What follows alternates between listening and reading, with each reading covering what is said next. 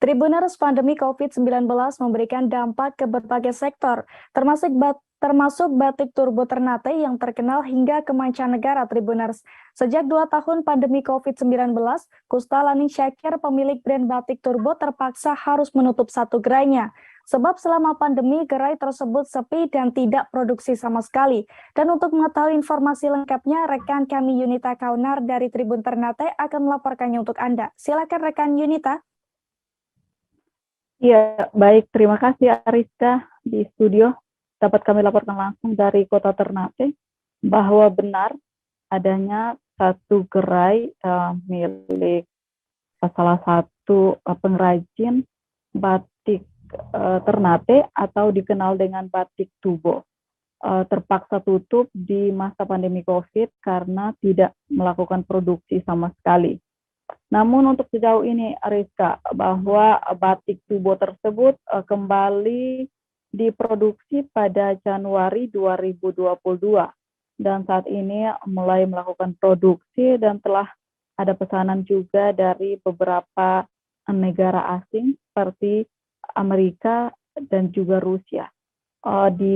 Pada Agustus saat ini banyak warga yang mulai mencari batik, terutama batik Tubo, sehingga batik Tubo tersebut pelan-pelan sudah mulai melakukan produksi, meskipun tidak terlalu banyak seperti biasanya sebelum masa pandemi COVID.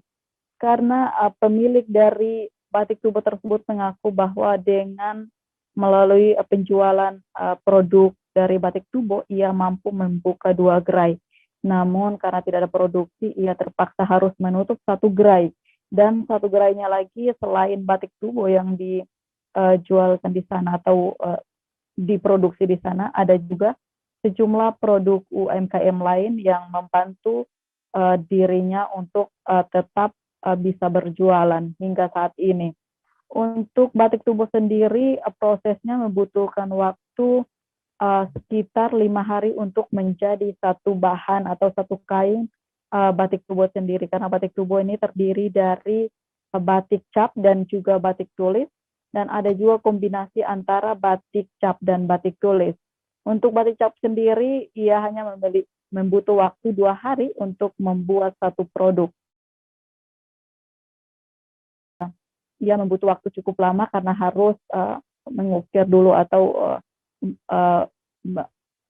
bentuknya harus diukir dulu untuk menjadi batik tulis. Itu membutuhkan waktu kurang lebih 5 hari karena masih ada proses pewarnaan hingga pematangan dari bahan batik tersebut.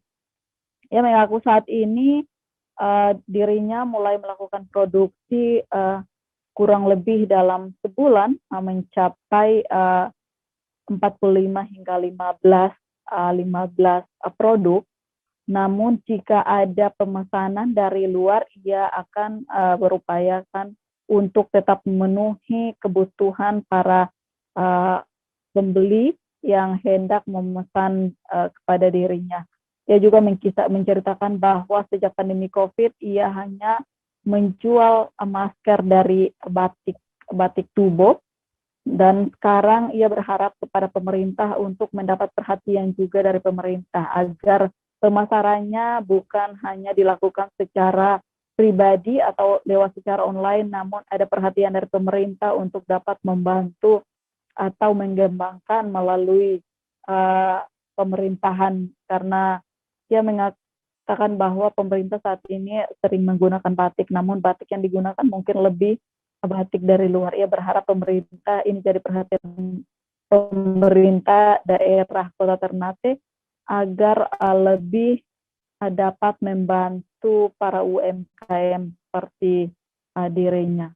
Mungkin seperti itu, saya kembalikan ke studio Ariska. Jangan lupa subscribe, share, komen, dan like ya.